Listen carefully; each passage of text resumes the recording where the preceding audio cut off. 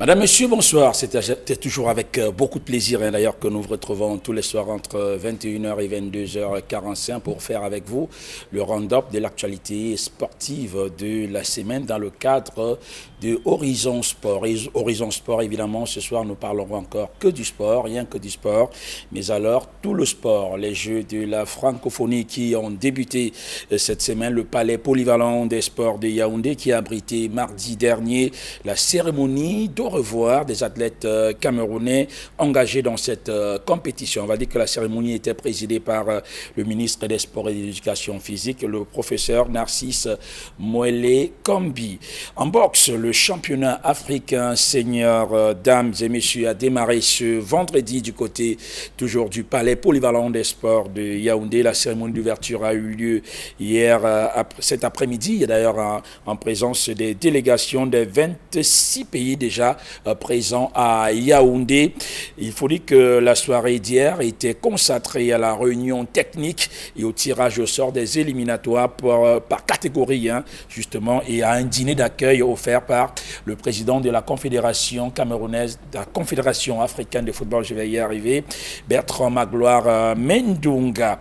Allez, on parlera donc de boxe cet après-midi, tout comme en volleyball, qui sifflera la fin de la récréation à la Fédération camerounaise de volley à quelques 17 jours du début de la CAN féminine de volley que le Cameroun accueille cette année. Entre décision de justice et appel à ces décisions, on a envie de comprendre ce qui se passe véritablement à la Fédération camerounaise de volleyball dont on croyait avoir fini avec le processus électoral. En basketball, l'Afro-Basket Dame 2023, on en parle également dans cette autre édition avec les Lions qui sont déjà à Kigali, au Rwanda en provenance d'Istanbul en Turquie où elles étaient depuis plusieurs jours en stage bloqué. Les Lions d'ailleurs qui disputaient leur premier match ce soir du côté de Kigali, le Cameroun qui affronte la Mozambique. Interpool 2023, c'est officiel. Bafmen United va désormais faire valoir ses droits en élite. Tout le club du Nord-Ouest qui a battu hier Volcan du Noun, champion de la région de l'Ouest, 2-1 en prolongation. Le second plénipotentiaire pour l'élite, c'est Ice Hop, Ice Ocha de Limbe, le club de la région du Sud-Ouest, créé il y a seulement 7 ans, qui a battu le champion du littoral Puma Football Club 2-0. Bonne opération donc pour ce club du Sud-Ouest avec des très jeunes joueurs pour la plupart prêtés par l'Académie nationale de football. Le film de ces rencontres dans cette autre édition Horizon Sport avec nos envoyés spéciaux du côté de Yaoundé. On parlait également de Champions League africaine, Coton Sport de Garoua qui est désormais fixé sur son adversaire, le club champion du Cameroun qui affrontera le club malien Bamako Real Football Academy au premier tour préliminaire. Et il faut dire qu'en cas de victoire, Coton Sport devra encore affronter un autre adversaire qui sera le vainqueur du match entre Nouadhibou FC de Mauritanie et Al-Ali du Caire. Coton Sport a-t-il les chances de se qualifier pour la phase de poule? On tentera de voir ça dans ce programme avec les départs massifs de ce club champion du Cameroun cette saison. Bamboutos de Bouddha, on y arrive. Qui ne sera pas en Coupe de la CAF? La nouvelle est finalement tombée à l'issue du tirage au sort pour les compétitions interclubs en Afrique. Bamboutos de Bouddha, le club aux millions de supporters qui ne prendra pas part à sa première coupe de la Confédération. Bamboutos de Bouddha qui jusqu'à la date butoir fixée par la Confédération africaine de football n'avait toujours pas reçu de l'instance fêtière du football camerounais sa licence CAF devant lui permettre de prendre part à cette compétition. Les dirigeants du club aux millions de supporters fils uniques, les Mangois, qui n'entendent pas s'arrêter en si bon chemin.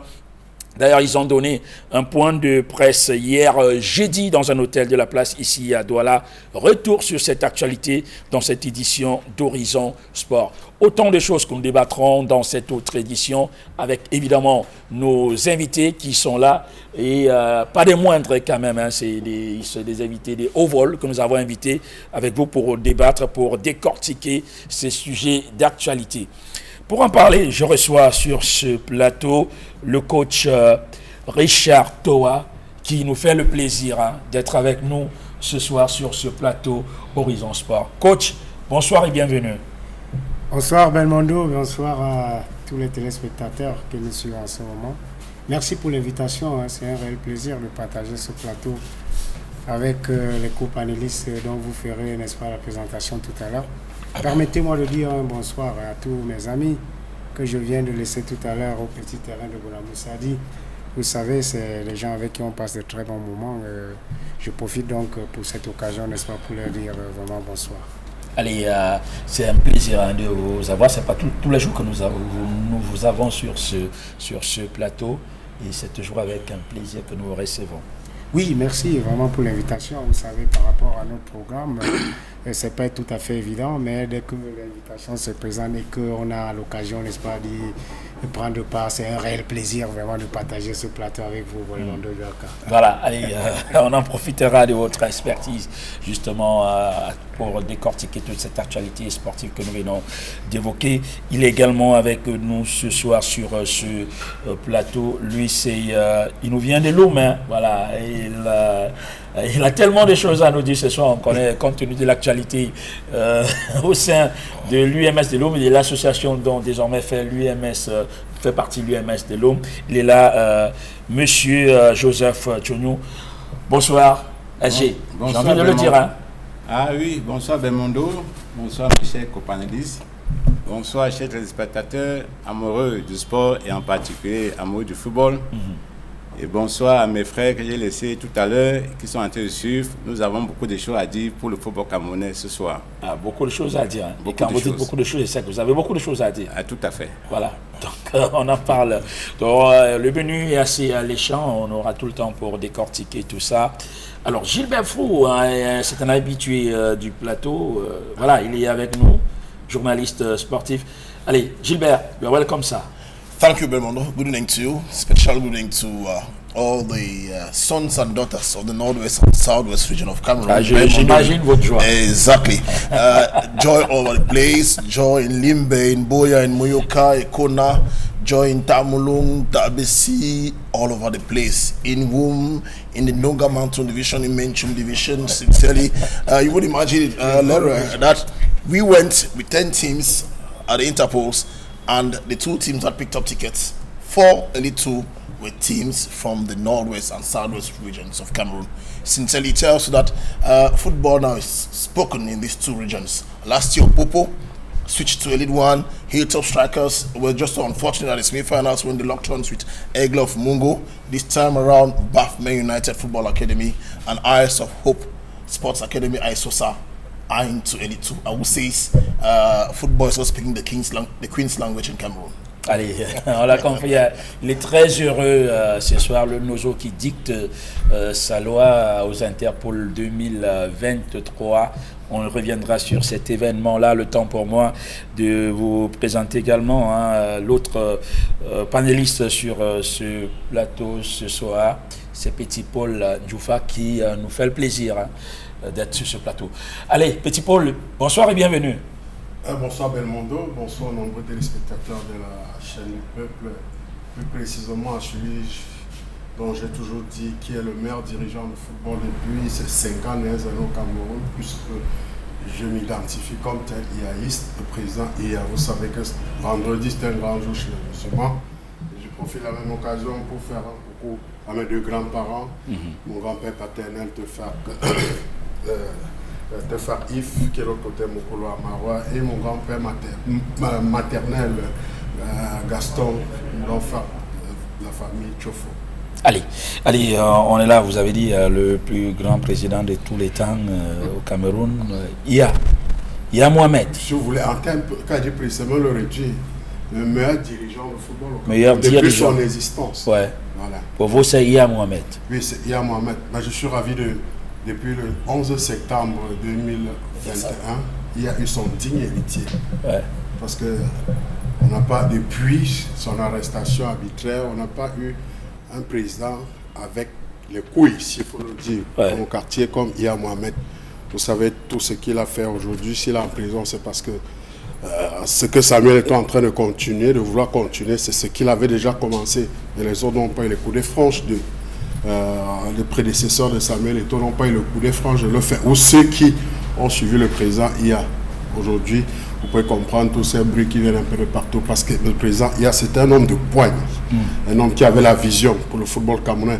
La preuve, Coton Sport, après son incarcération, est toujours champion du Cameroun, même avec les joueurs moyens, même avec les joueurs de petit niveau, qui a 15 ans ne pouvaient pas jouer à Coton. Aujourd'hui, Coton est toujours champion. C'est pourquoi? Parce que la politique d'un homme, il avait la vision sur le football camerounais longtemps. Aujourd'hui, ici, Coton Sport, si on ne veut pas dire le seul club professionnel au Cameroun, peut-être on va ajouter au Popo qui est en train de faire des choses de l'autre côté. Coton Sport est le seul club professionnel digne de son nom au Cameroun, qui a les infrastructures à son nom, qui lui appartiennent.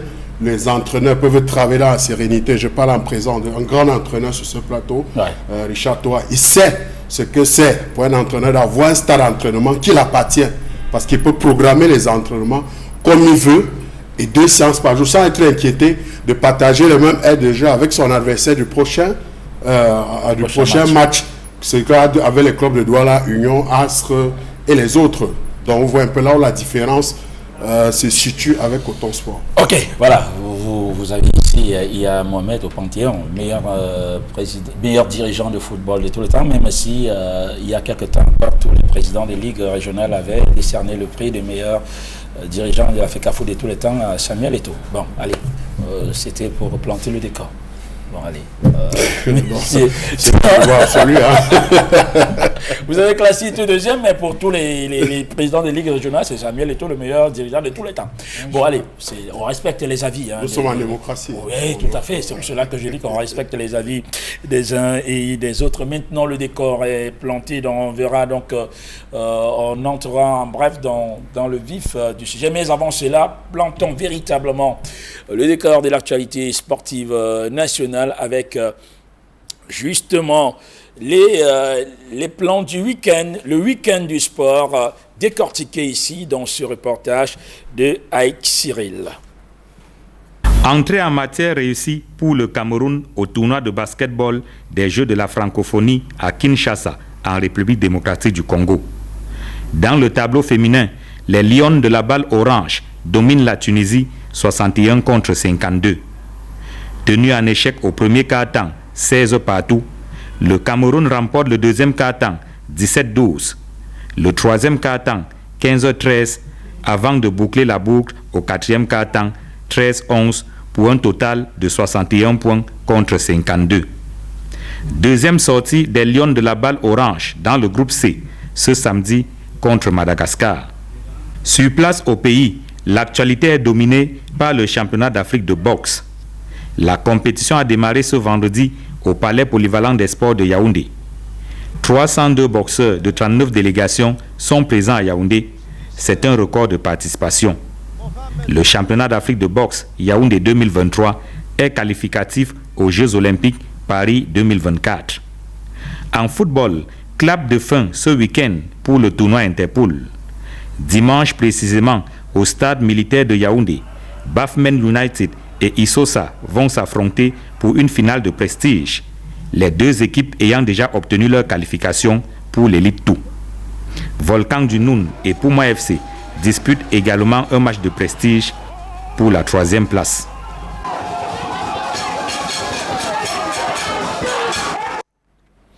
Voilà, c'est la fiche sportive du week-end brossée par Aïk Cyril. On va rester avec la boxe.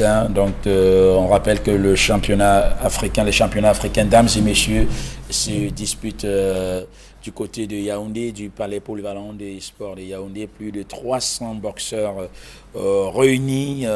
Et justement, on rappelle qu'en dehors des médaillés d'or, d'argent et des bronzes, tous les quarts de finalistes de toutes les catégories seront également primés lors de cette compétition. On rappelle que voilà une fédération, la Fédération camerounaise de boxe, qui jusqu'ici on est encore au processus, au niveau du processus électoral, mais le Cameroun quand même accueille un championnat d'Afrique de boxe. Là-bas, on rappelle que c'est un comité provisoire de gestion avec en sa tête un certain Edmond Banga qui gère pour l'instant la Fédération camerounaise de boxe. Il y a triste, mais il y a championnat de boxe au Cameroun. No, you know, Belmondo, the fact is that in Cameroon, there's just no sporting federation where the no hurdles. I mean, it's so fortunate that these days we try to build from where we don't deserve, sincerely speaking. You have a country that's going to host 302 boxers from all over Africa at the time when there's no permanent executive. You know, the executive we have there is a normalization executive that's there just to run affairs and others. It means that somehow they failed. I remember one time we were on this same panel with a former boxer and one who's been fighting for the rights of boxers, and he told us he brought out a rich history of troubles, you know, plaguing the boxing federation in Cameroon. And Belmondo, it was so disgusting to discover that all those who work hard for boxing to take, you know, a different dimension in Cameroon are never rewarded, simply because they don't have friends at the Ministry of Sports and Physical Education. Let's speak the truth. That is where things are being piloted. Back there in the ministry, there are individuals who are putting the ropes in the dark and they want things to fail. And these same individuals are those who have relations, I don't know, where maybe with the International Boxing Federation, where they can write 1 or 2 letters, you know, okay, give us championship, so that we tell the whole world that things are moving on well. That's not the case, sincerely. Why are we deceiving people? The question I'm asking is that how prepared are boxers?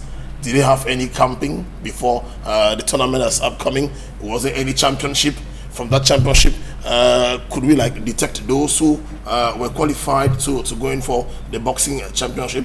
Let me tell you something. What's crystal clear is that our boxers are going to be humiliated back home in their own territory, you know, simply because they didn't have that adequate preparation. When you go to countries like Tunisia, Nigeria, and everywhere, they have, you know, well-established fixtures, you know, where the boxers, you know, rub shoulders with one another and the others and get for the best. But in Cameroon, I don't think if you ask anybody there in the street to give you the name of a boxer, he'll be able to give you, simply because there's just no structure that coordinates this activity in Cameroon. And I think it's time we take this seriously, because Cameroon has always been a country of great boxers. Remember in the days of Martin Dongo Ebanga, Besala, and many others, maybe Cameroon could produce, you know, boxers that will fetch medals for you. But today, can you count on a boxer that will fetch a medal for you? Recently, remember there was a boxer that went for, I think it was a Francophonie game. He came back home. He went begging in the streets.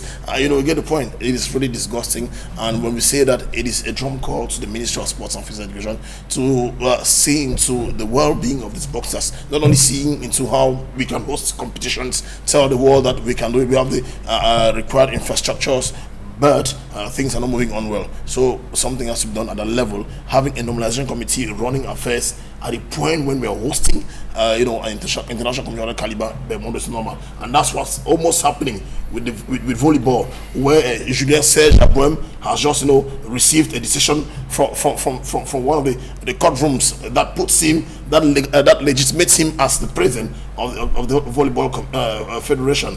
Back there, there's Bello Boudan, who says he is. Then look at where we are. Who then is going to preside over the volleyball commission coming up in Cameroon? Why do we like putting ourselves in such situations? So let's come back to it and see how we can sort out things. Et, vous faites bien de faire le lien avec la fédération camerounaise de volleyball, qui également dans quelques semaines organise sa part de championnat d'Afrique de volley dames, mais où là également il y a un véritable problème. Il y a la décision de justice. On sait que la tutelle, le ministère des Sports et de l'Éducation physique, l'agrément est décerné à Bello Bourdan, qui également a eu l'onction des instances africaines et même mondiales de volley. Mais là, on a la décision de justice qui est tombée en semaine, qui déboute justement Bello qui avait introduit une plainte pour usurpation de titres à l'endroit de Serge Abouem. Mais on rappelle que Bello, le camp Bello a fait appel, quand on sait que l'appel est suspensif. Ça pose également un problème. On risquerait également puisque là on est en train de jouer la Coupe d'Afrique de boxe avec un CPG, Comité provisoire de gestion. Du côté du volley également, là c'est vrai, il y a un président qui est reconnu officiellement, mais là il y a entre décision de justice et le tribunal et l'onction ministérielle. Coach, toi, c'est vrai, vous êtes beaucoup plus dans le foot, mais on suit quand même les autres disciplines sportives. Ça pose quand même problème, hein, que dans un pays où il y a des compétitions, on organise le championnat d'Afrique de boxe, Il n'y a pas un président à la tête de la fédération de boxe, il y a un comité provisoire. On va organiser dans quelques semaines le championnat d'Afrique de volley. Là également, on est encore dans les tribunaux. On en est encore dans les tribunaux. Ça fait problème quand même. Oui, c'est un véritable problème. Il va falloir le dire. Puisque si du côté de l'administration, il n'y a pas une stabilité, comment est-ce que les techniciens peuvent mieux se préparer? Voilà, Fou vient de faire allusion à la préparation de ces boxeurs camerounais qui vont prendre part, n'est-ce pas, à cette compétition. Est-ce qu'ils sont vraiment véritablement préparés? Qu'est-ce qu'on attend de ces jeunes? Moi, je trouve que c'est vraiment triste de voir à ce niveau que chaque fois, au lieu de travailler sur le terrain, on est plus dans les tribunaux et autres. C'est vraiment très triste de voir cela. Ces jeunes n'ont que besoin de travailler. Ils ont besoin de compétir. Et pour mieux compétir, vous avez besoin de bonne structuration. Et si rien n'est prévu au départ, comme ça se passe, actuellement, il y a un CPG qui est chez les boxeurs. Et vous pensez que celui-là qui vient maintenant, qu'est-ce qu'il a fait? Pendant combien de temps il a pris pour pouvoir préparer ces boxeurs qui vont représenter tout un pays? Voilà tous les athlètes qui sont là. Ils sont plus de 300. Plus de 300. Voilà, vous avez fait allusion à cela. Ça veut dire que tous ces gars ne veulent que compétir. Ils veulent, n'est-ce pas, travailler. Vraiment, à mon niveau, c'est vraiment très triste. Déjà, comme encadreur technique, je trouve que si ces encadreurs n'ont pas assez de temps pour pouvoir préparer leurs athlètes, en fin de compte, dès que ces athlètes échouent, on ne regarde pas l'administration, Belmondo. On regarde tout de suite les encadreurs. Est-ce qu'ils sont bons? Est-ce que je pense qu'il va falloir effectivement qu'on sorte vraiment de ce registre. Je rappelle que c'est 26 nations représentées qui sont déjà du côté de Yaoundé pour prendre part à ces tournois. Le Cameroun, quand même, véritable vivier des talents, parce que malgré tout cela, on a des champions. Vous avez celle-là qui est championne d'Afrique depuis 2010, qui sera à cette compétition-là. Vous avez des Camerounais 5 fois champions d'Afrique qui seront à cette compétition. Mais pour la plupart, ils viennent de l'autre côté, ils viennent de l'extérieur. Oui, justement, s'il va falloir regarder à ce niveau-là, c'est les gars qui sont compétitifs, c'est ceux qui sont mieux encadrés qui viennent maintenant représenter notre pays. À cause sur le territoire, vraiment, c'est très triste. Mais je suis convaincu, effectivement, Belmondo, que ces athlètes, ces boxeurs camerounais qui sont là, les gars savent de quoi ils en tiennent. Les gars travaillent en privé, mais ce n'est pas ce qu'on souhaite. Individualiser l'entraînement n'est pas tout à fait, n'est-ce pas, ce qu'on attend aujourd'hui, de travailler dans un groupe avec des entraîneurs, avec des stages, bien préparer les gars qui peuvent aller à l'extérieur, préparer, n'est-ce pas, une compétition qui sera effectivement jouée chez nous. Je crois que là, les gars, ils sont conscients, parce que moi, j'ai vu plusieurs fois l'entraîneur Moyemo, à l'époque où j'étais là, avec des boxeurs, travailler dehors au stade Omnisport de Yaoundé, sur le plein goudron. Les gars étaient en train de travailler individuellement parce qu'ils ont envie de réussir. Ils ont le plein envie de réussir. Passant par leur grand fait, comme il a dit, Ndongo Ebanga, Jean-Marie Mébé, Lupego Ngachou.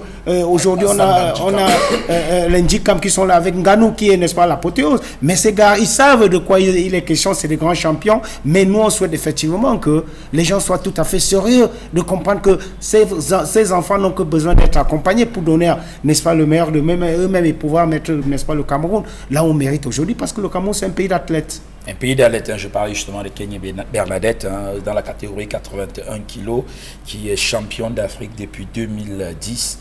Il va aller savoir dans le Cameroun qui va être véritablement représenté. Mais bon, si côté fédération camerounaise de boxe, là, on ne s'accorde pas, on n'accorde pas les mêmes violons. Franchement, ça peut avoir des répercussions sur la performance de nos athlètes, même comme si vous l'avez dit, beaucoup s'entraînent dans des clubs privés.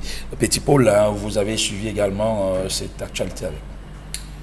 Mais Mondo, c'est vraiment triste que chaque fois ou à la veille de chaque grande compétition, quand on retrouve toujours le Cameroun dans les faits divers.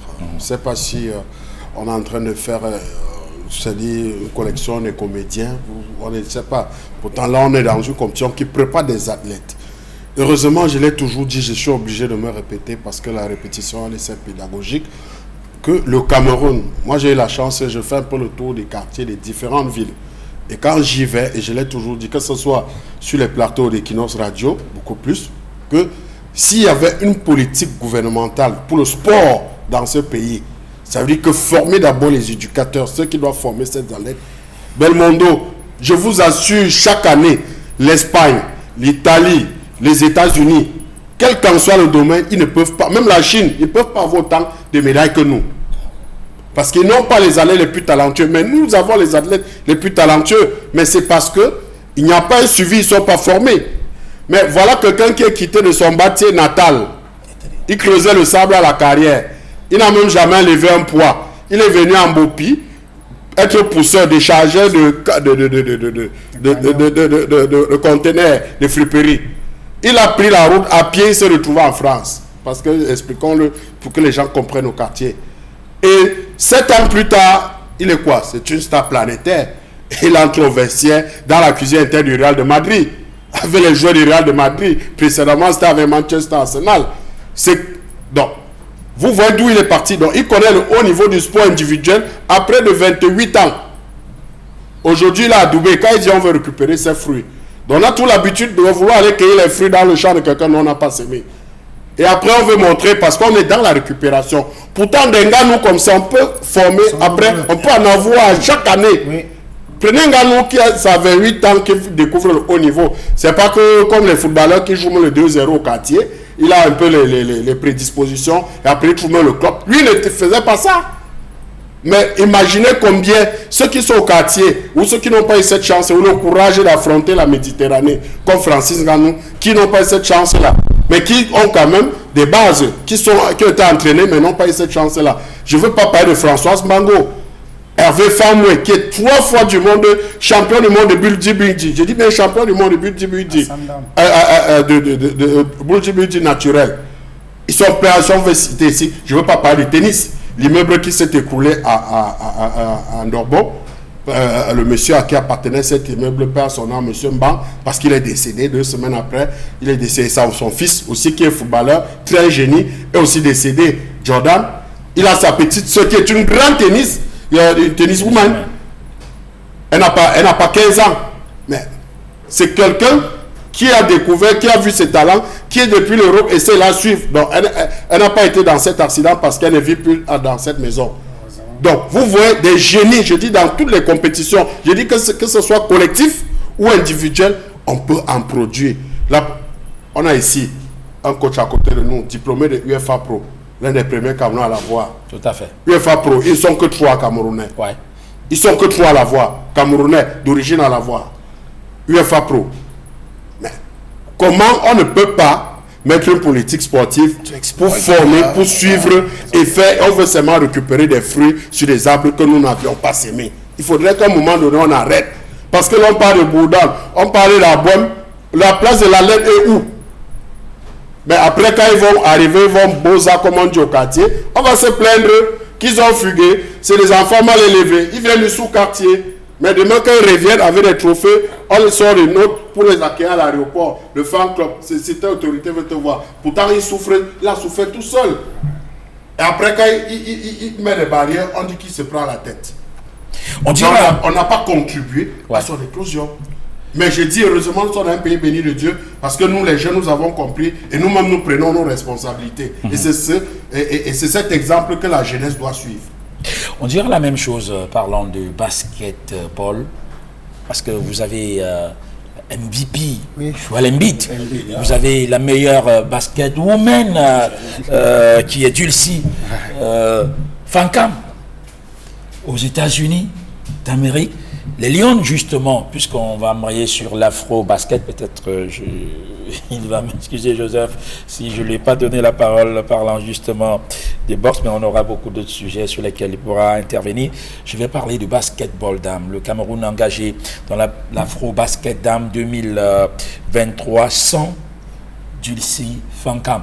Non pas qu'elle n'ait pas voulu participer à cette compétition, mais il y a ce chevauchement de calendrier entre la WNBA et la FIBA Afro-Basket qui ne lui permet pas de prendre part à cette compétition. Le Cameroun, qui là de ce côté au moins, puisque si on parle des fédérations au moins, qui se démerde, il y a la fédération. On va quand même, quand ça marche, il faut dire que ça marche. Côté basketball, on peut dire que ça se joue, le basket au Cameroun, que ce soit le championnat national et autres coupes du Cameroun. Les Lions qui sont préparés véritablement du côté de la Turquie à Istanbul, où elles ont passé leur stage. Elles sont déjà du côté de Kigali. Les Lions d'ailleurs qui jouaient leur premier match ce soir contre le Mozambique. Il ne faut pas que le basket se joue seulement il faut qu'il se développe. Oui, justement. Et pour qu'il se développe, il faut que l'État, ou celui qui représente l'État, le ministre des Sports, mette les moyens. Moi, j'ai horreur de voir une petite fille de 13 ans qui fait 1m80, qui a plutôt, au lieu d'être en train de pratiquer le volley basket, parce qu'elle a des prédispositions, elle a le plateau des arachides sur la tête. Il faut voir les arachides au matin. Ou à des os. Ou les os sur la tête. Elle a This brings me back to this issue. Oui. You know, Belmondo, back in the days, I once said it here. Back in the days, in our different schools, with primary or secondary school, you had, they created space, enough space for kids to do enough sports. So they look at what is happening. It starts back at the grassroots. Back then, the primary school, back then, the secondary school. Lately, I was just speaking with my wife, and I said I want my daughter to get into basketball or volleyball or whatsoever. And then she asked me, where is she going to practice it? In the different school campuses, there's just no space for these kids to practice these sports. And it doesn't only go back to the Ministry of Sports and Physical Education. It goes back even to the Ministry of Housing and Town Planning, to all the parties concerned, to the Prime Minister and all those. Let them see how they can implement a real sports policy in Cameroon, which starts from the grassroots, and from there we can develop. In the USA, Petit Paul, if you get back there into the streets, you have basketball camps everywhere. People play in the streets because there's enough space for them to play. There are kids here who are hungry to play, but you can't play because when you play today, tomorrow, you find someone who comes and says, "Okay, you guys leave. I have this my land. If you come there, if you trespass again, I'm bringing the police." You see, it becomes very complicated. There's just no space for these kids to practice sports at the grassroots, and it becomes complicated. We can only survive as we're surviving, like the MBs flying to the USA and the others in Ghana, taking the desert to be where they are, to be champions tomorrow. Ben, allez, de toutes les façons, hein, le basket, on sait, c'est vrai, il faut le développer, il faut aller jusque dans les coins les plus reculés, dans les établissements scolaires, comme vous l'avez dit. Toujours est-il que côté championnat national, le basket, on va le dire, se joue, même si, on va le dire, on peut faire mieux que ce qui se passe en ce moment, mais quand même, quand on compare aux autres fédérations, on peut dire au moins que côté basket, on essaye de jouer. La preuve, c'est qu'au moins de ce côté-là, on a la team Cameroun est allée se préparer pendant des semaines à l'extérieur, préparer cet afro-basket. Le Cameroun, d'ailleurs, qui est logé dans le groupe B en compagnie de la Guinée et du Mozambique. On reviendra évidemment parce que le Cameroun jouait ce soir à 21h, donc on suivra le score peut-être avant la fin, avant de sortir de ce studio. On rappelle que la meilleure performance du Cameroun, c'est 3e en 2021 au dernier Afro Basket qui s'est disputé justement ici au Cameroun du côté de Yaoundé. Bon, allez, quand on a fini de parler de tout cela, on va parler football, messieurs. Et on va parler football, on va parler d'abord Interpol 2023. Les plénipotentiaires, justement pour l'élite toilette connue, à l'issue des demi-finales qui sont disputées, c'était hier du côté de Yaoundé, le match entre Puma Football Club et Aishosa, c'était du côté de Fandena, annexe de Fandena, alors que l'autre match qui opposait Volcan du Noun à Bafmen United se jouait du côté du stade de Ngoakele. Bon, au finish, on connaît les plénipotentiaires, on connaît les équipes qui vont désormais faire valoir les droits en division 2. Et en élite tout, il s'agit de Aishosa et Bafmen. Le Nozo qui dicte sa loi à ces Interpol 2023. Et d'ailleurs, ce n'est pas la première fois parce que l'an dernier, c'était Victoria United qui accédait en Elite 2, Victoria qui est monté en Elite 1 cette saison. Qu'est-ce qui fait la force du Nozo depuis depuis quelques années maintenant? Les clubs du Nozo qui arrivent aux Interpol passent toujours. Alors, donc, on va tenter de comprendre pourquoi. Je voudrais d'abord, je ne sais pas si il n'a pas parlé depuis notre cher SG. Alors, SG, oui. Vous avez suivi avec nous les Interpol 2023. On attendait beaucoup Volcan du Noun, on attendait Puma, on attendait Union d'Abomban, Niom 2, Académie Niom 2, justement, Gaoundé Football Club.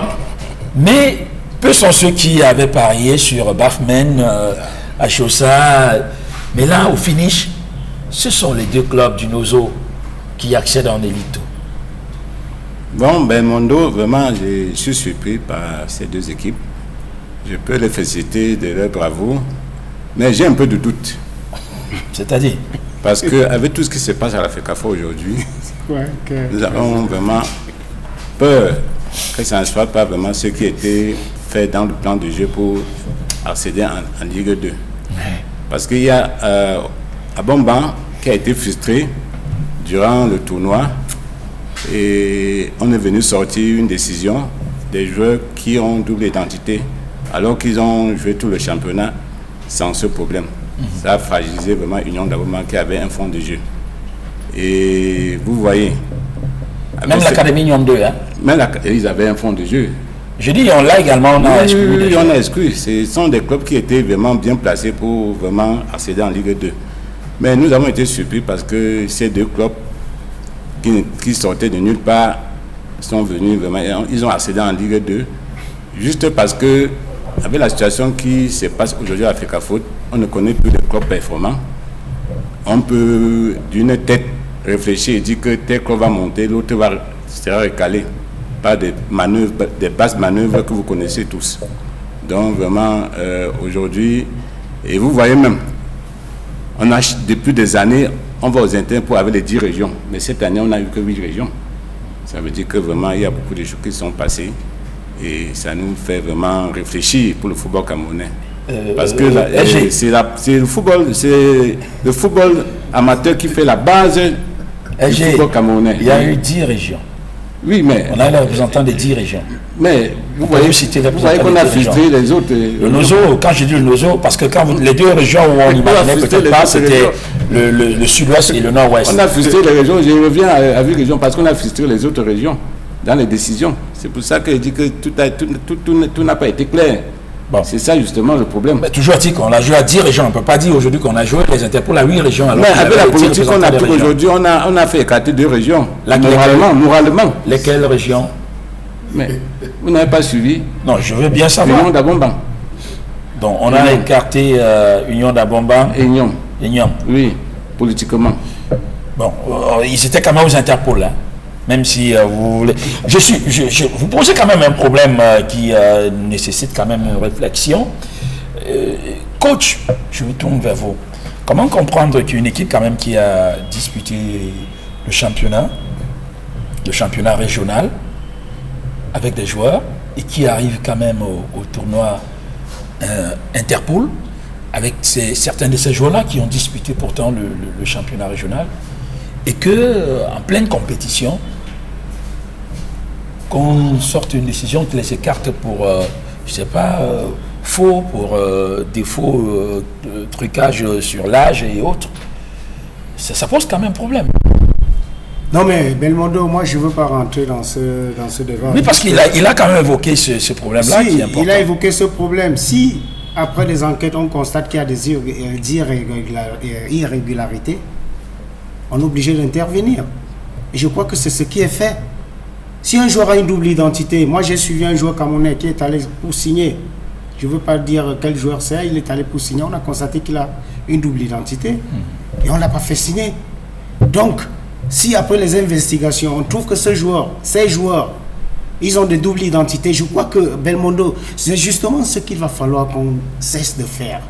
Il faut qu'on arrête ce fléau parce qu'on a assez triché pendant plusieurs années et à mon avis personnel, les gens ne sont pas pro changement. Si on vous pénalise parce que vous avez des joueurs qui ont des doubles identités, ça va vous servir de leçon pour que prochainement vous n'évoluez plus de cette manière. Et moi je pense aujourd'hui, Belmondo, à voir ces Interpol, les équipes qui ont réussi, elles ont vraiment mérité. Vraiment. Moi je vous parle quelque chose de vraiment de très sérieux puisque j'ai suivi ces Interpol de bout en bout. Ces équipes ont vraiment mérité. Cette équipe de Bafmen ou bien cette équipe de Limbe, les gars travaillent. Les gars bossent. Je prends l'exemple d'une équipe comme le représentant du Sud-Ouest, où j'ai été personnellement plusieurs fois au Sud-Ouest et j'ai vu comment les gars bossent. J'ai donné un coup de main à une équipe comme Besta, qui est l'une des meilleures équipes au Sud-Ouest, qui est arrivée, n'est-ce pas, à ne pas se qualifier. Les choses sont passées, mais aujourd'hui, on ne peut pas se mettre à dire qu'il y a eu des équipes qui ont été favorisées, d'autres non. Mais moi, je veux qu'on reste sur le plan tout à fait purement sportif, auquel ces équipes ont démontré une fois de plus qu'elles avaient de la qualité. Ishos a perdu combien de matchs? Bafoussam a perdu combien de matchs? Et aujourd'hui, là, on ne peut pas se mettre à dire des choses pareilles. Moi, je préfère que vraiment on sensibilise les gens, que ce soit les joueurs. Parce que les joueurs, ils pensent peut-être qu'en changeant leur identité, ça les apporte un avantage. Je dis non. Il va falloir les sensibiliser en disant que ce n'est pas parce que vous avez 30 ans qu'on ne peut pas vous recruter. Il est question aujourd'hui de passer juste à la phase de la performance en comprenant que, étant performant, on peut toujours vous donner, n'est-ce pas, des possibilités de jouer dans des grands clubs.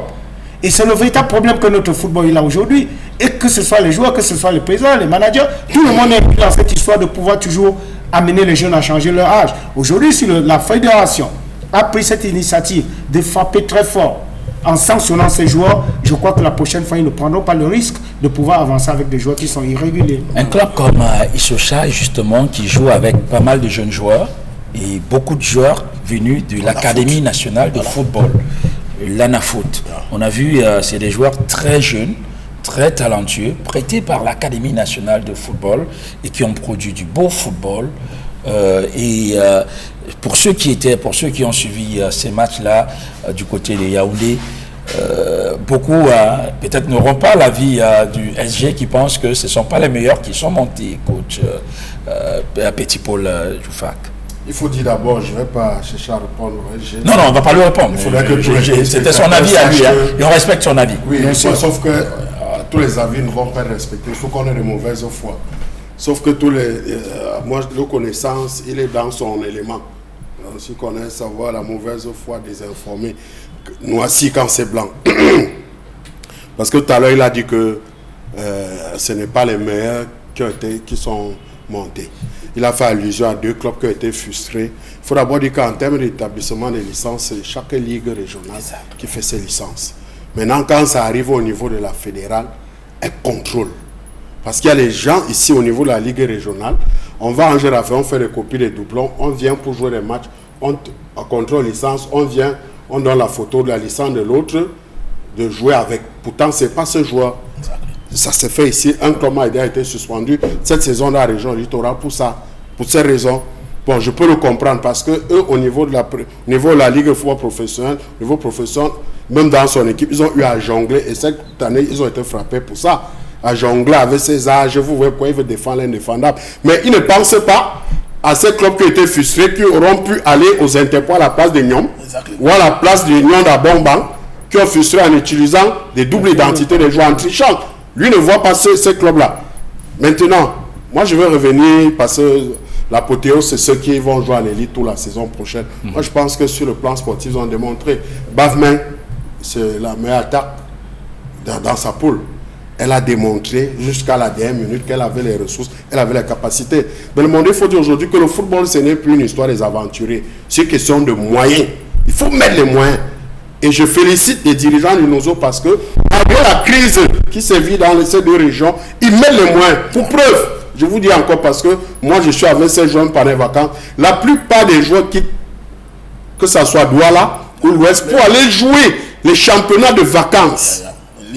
À Limbe, au sud-ouest, au nord-ouest, pour, je dis les championnats de vacances où on prime les matchs gagnés à 20 000 francs dans certaines équipes. Je dis bien championnat de vacances à Limbe, où certains qui d'ici, on a déjà envoyé le transport de 15 000, rien que le transport pour aller à Limbe. S'il joue, il entre à Limbe encore au moins avec 20 000 francs de matchs gagnés, ou 10 000 s'il a perdu, son transport est payé. Donc ça veut dire que c'est des gens qui ont déjà une autre vision futuristes parce qu'ils ont compris que le football aujourd'hui, ce sont les moyens financiers. Et ces moyens financiers, elles doivent être constants.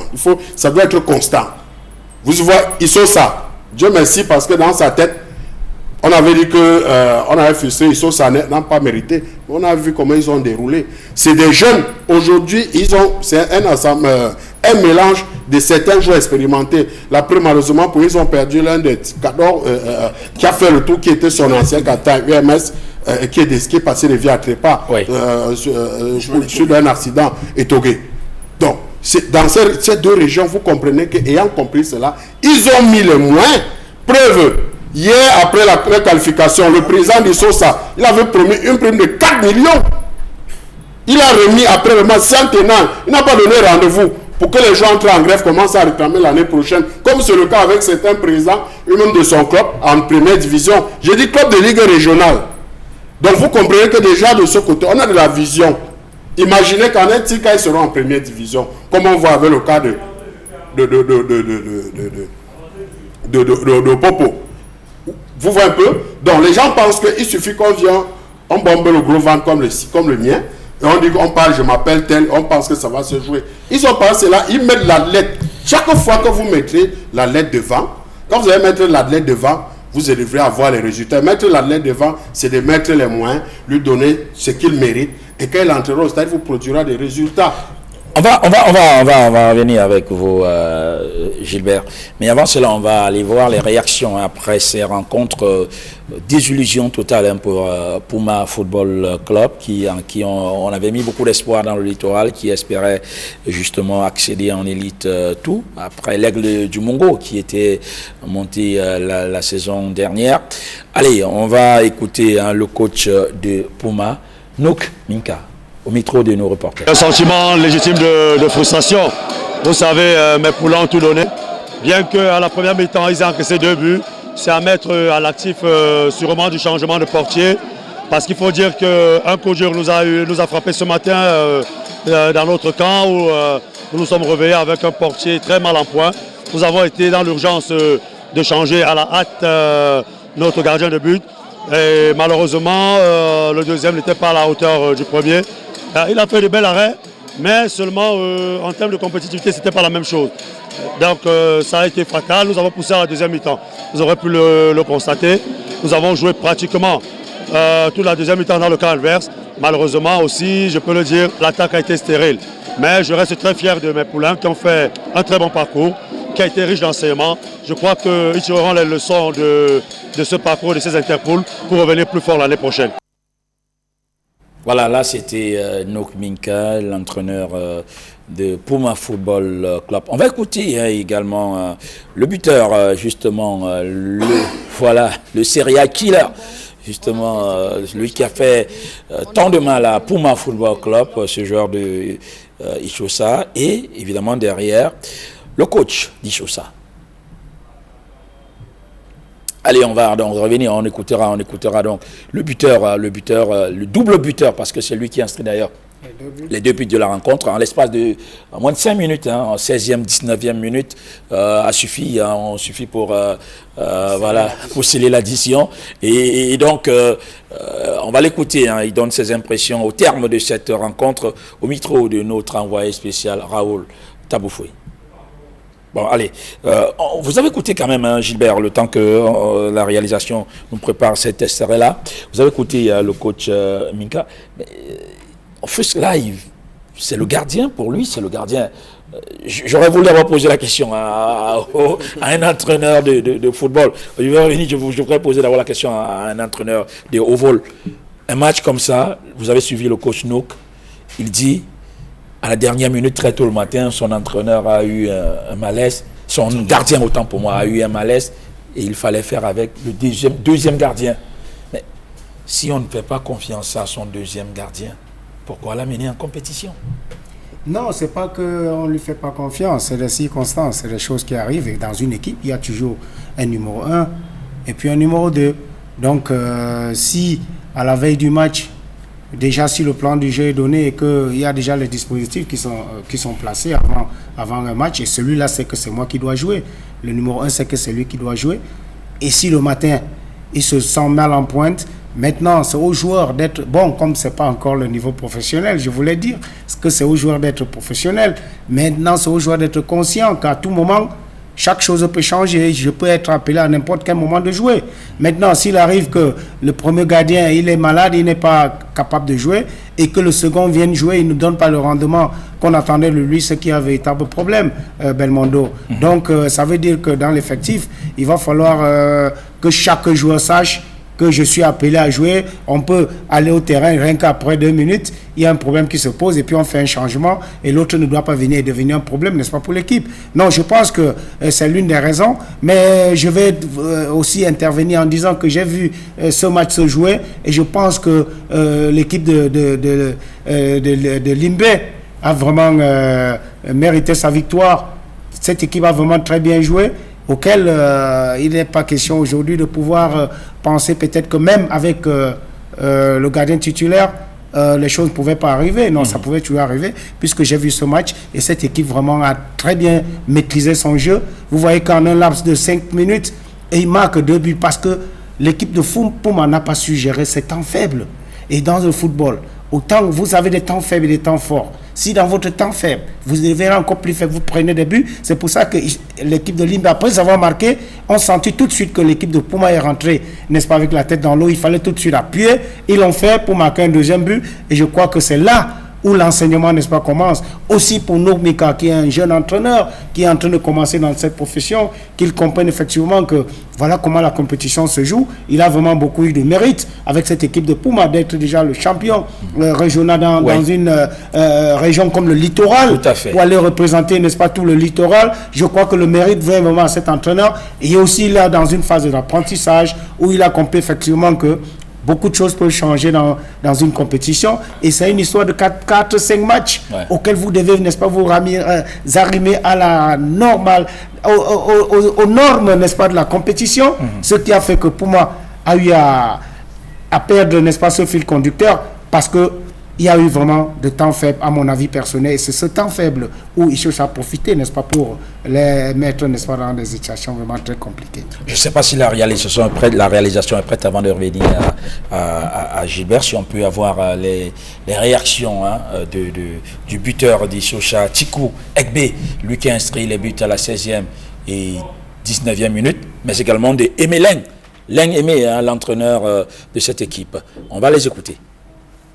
On est content, les résultats sont bons, on a fait ce que le coach a demandé, on a réalisé le plan de le club et on a monté, continué à travailler pour qu'on arrive à Elite One. Comme vous savez, on a perdu nos coéquipiers, il a fait un accident, donc tout ça on fait pour l'équipe et pour lui. On dit grâce à Dieu pour le soutien, on a fait ce qu'on devait faire. Tout le monde a fait son job et on a eu les résultats. On a le tout, on a commencé, c'est un travail de longue durée, ça a payé. On a commencé à août l'année dernière, maintenant on a juin, ça a payé, les enfants sont battus. La nuit, le jour et la nuit, ils ont travaillé, ils criaient, maintenant c'est la joie parce qu'ils ont respecté les consignes, ils étaient disciplinés, ils ont travaillé pour sortir au sud-ouest comme champion de sud-ouest, avec des concurrences, avec les équipes bien organisées. Ce n'était pas facile. Et j'ai dit, on n'est pas venu ici et on vient décevoir le peuple du sud-ouest. Tu as vu la mobilisation des élites qui ont sorti derrière nous. On ne peut pas les décevoir. On ne peut pas décevoir nos élites. On a fait ce que nous on pouvait faire. On les a donné la joie. On avait promis au maire de la ville, on avait promis au premier ministre qu'on ne peut pas les décevoir. On va les donner la joie. Maintenant, ils sont contents. On a écouté le double buteur de cette rencontre, Tikou Ekbe, très jeune joueur d'ailleurs. On parlait d'une équipe très jeune d'ailleurs. On a vu des top buts, magnifiques buts, incontestables, indiscutables d'ailleurs, qui ne souffrent d'aucune contestation, ces buts-là. On va également là écouter un président heureux. Mais alors, très heureux, c'est le président de la Ligue régionale du football du Sud-Ouest, lui qui en 2 saisons a fait accéder 2 clubs en élite tout et compte encore faire accéder. Pour lui, c'est que chaque année, un club du Sud-Ouest doit accéder en élite tout et l'année d'après en élite one, comme avec Opopo. Bon, allez, on écoute Valérie Ndazé, président de la Ligue régionale du Sud-Ouest. Je suis heureux, ça fait 2 ans, 2 équipes en élite, un en élite 1 et un en élite 2. Donc c'est juste pour nous prouver que le championnat du Sud-Ouest, c'est le meilleur. Et c'est le travail qui paie. Avant que nous, on avait pris en charge comme président régional du Sud-Ouest, j'avais décidé qu'on ne peut pas avoir cette belle stade au Sud-Ouest et on n'a pas le club en élite. Et le travail avait commencé, on avait déjà commencé le travail et aujourd'hui, on peut bel et bien voir le résultat. Et les résultats sont là pour nous de voir. Je peux bien dire que la Ligue régionale du Sud-Ouest, c'est la meilleure ligue du Cameroun. Et c'est pour cela, tous les jours, on entend parler de ça. On ne peut pas lancer un caillou sur un arbre qui n'a pas de fruits. Donc le Sud-Ouest, c'est le meilleur et on continue à travailler parce que mon objectif, c'est pouvoir 4 clubs en élite pendant mon mandat. Lui, il a comme objectif 4 clubs en élite pendant son mandat. Il a déjà fait monter Victoria en élite 1. Voilà, Aishocha qui monte. Et pour lui, l'année prochaine, c'est en élite 1. Et puis, entre-temps, il va faire monter notre club en élite 2 jusqu'à la fin de son mandat. Mon équipe préférée, Besta. Voilà, donc après Aishocha, peut-être ça sera Besta l'année prochaine. Avec, il y a beaucoup de travail dans la région du Sud-Ouest, Gilbert Fou. I'm so disappointed with the SJ's intervention because these are people sitting in their offices and they make statements that will make you grow mad. Sincerely speaking, Belmondo, I used to go to these regions and I work with them. A team like ISOSA has a whole team working for them, from a media officer to a medical staff and everybody working for them. They're in total collaboration with the National Football Academy that comes to give them some technical expertise, and why not even provide them players and others. The same thing with a team like Bafman FC. They work in collaboration with institutions like Anafood and many other technicians that help them to move ahead. Look at Bafman United. It's a project that cropped up from the fund of of WOM. He brought up the project, and the entire mainstream division stood behind this team, and they brought players from all over the place, and they're winning. And they got even the blessing of the governor of the region, Adolphe Lelafrique. The first games of this team, the governor was with them. He went with this team, gave them their push. Imagine you're playing a game, and the number one of the region is there. Whispering in your ears, that guy, come on, go on. Within the team in the region, is that not boosting the morale of the players? It is a real motivation. You find them there. The game I saw Sir played before Puma, President Karl Njomo Mokake went back to the region, met the chiefs and all those who were there concerned by football. Listen, our team has to go places. Stand behind this team and say, all the Southwest Association of Sports Journalists, they came out in their numbers. The elites came out, Chief Moja, all the dancing groups came out and they pushed this team to victory. People have been working extremely hard in these two regions. When you go to the FACO Regional League, a team like Victoria City, they have a bus, they have a media officer, they have medical staff. Players have contracts. When you go to UMS, ask them how many players have contracts. They will not tell you. Ask them how many players have, do they have a medical team? They don't have one. Sincerely, when people are working hard and progressing Belmondo, let's not sit behind and discourage them. And what I want to say, I want to use this platform to thank President Samuel Eto'o, who has understood what football is. Ever since Eto'o took over, the command of football in this country, the teams, these regions have understood that they can work hard and count on the support. He says that there are some arrangements. I want to say yes, there are arrangements. Which are these arrangements? Motivating, encouraging these leagues which are working hard, and that is just what Eto'o did before. The mini Interpol started in the Northern region. He gave balls, gave money, and many other things to this region that he saw were working very hard. When you go and fetch a guy like Leonard Ngam, who qualified Rangers of Bafut into Elite 1. Leonard Ngam was there with the Popo when they moved to Elite 1. Leonard Ngam again, Bafut United, Enna Ashua, all these players. What do you expect? It is a combination of talent and all the stakeholders standing behind the teams to push them to victory. Bafut United were first in their group. Isusa were first in their group. And they met very tough sides like Volcan of Moon. This is a football machinery. When you're able to bring down a team like Volcan of Moon, it means that you have the pedigree and all it takes to move ahead. When you can beat a team like Puma FC, it means you have all those things. Let lazy people not sit in their rooms. Let those who have all what it doesn't take to play sit behind and say what they can't say. Sincerely, let's stand behind what is right. Let's not run behind mediocrity and bring down. We need people who can work hard and take this team ahead. I wanted to say. En tout cas, la grande finale qui se jouera dimanche entre les deux vainqueurs, les deux clubs d'ailleurs qui sont Ishosa et Bafman. Il y aura entre-temps le match de classement entre les deux malheureux demi-finalistes, Volcan du Noun et Puma Football Club. SG. Oui, j'ai suivi Petit Paul parce que je suis ferme sur ma position. Il n'y a pas eu vraiment une égalité de chance pour tous les clubs. Parce que Petit Paul est resté dans l'Antiquité. Aujourd'hui, nous travaillons sur une plateforme FIFA Connect. On ne traite pas les dossiers des joueurs au niveau de la région. On traite au niveau national. Tout est centralisé au niveau national. Chaque club a une page où il introduit un dossier. Il y a un traitement au niveau de la FECAFOOT. Et le traitement a 3 phases. C'est-à-dire quand tu introduis un dossier, on traite la première phase pour voir si le joueur a une double identité, s'il a des antécédents. S'il y a des problèmes, on vous renvoie pour correction. S'il y a à rejeter, et détruisez le dossier dans le système. Et quand on valide, on imprime la licence. Et le secrétaire général signe derrière au verso. c'est-à-dire que cette licence est conforme. Il est hors de question qu'on vient au cours d'une compétition dire qu'un joueur a une double identité alors que vous avez tous les mécanismes de vérifier l'identité du joueur. En ce qui concerne ce que vous dites pour l'UMS. Je sens vous couper, excusez-moi, vous brûlez la politesse, mais je vous dis, quand un joueur va changer ou inverser le nom, qu'on introduit un nouveau dossier, ce n'est plus le même joueur. Non, moi je m'appelle, le mécanisme. Je m'appelle Djoufar Paul Rodri. Oui. Je viens à UMS. Je fais ma licence avec Djoufar Paul Rodri. Chemin faisant, je vois que non, là j'ai avancé parce qu'il y a un manager qui me miroite le voyage. Je refais notre dossier avec Paul Rodrigue Djoufar, mais deux naissances différentes. Ça va passer. Non. Dans les demandes de licence. Oui, pourquoi ça va passer? Ce processus, je connais. Pourquoi ça va passer? C'est pas pour rien. Ça va passer puisque c'est pas biométrique où on va dire qu'on va reconnaître vos empreintes. Maintenant, je vous dis, au niveau régional, sauf qu'au niveau régional, c'est là il y a un peu de laxisme parce que le commissaire de match, tu vois, ils ne prennent pas le temps, ils ont acquaintance avec certains clubs. Ils vont ranger l'affaire pour ce qui est certains clubs de Douala.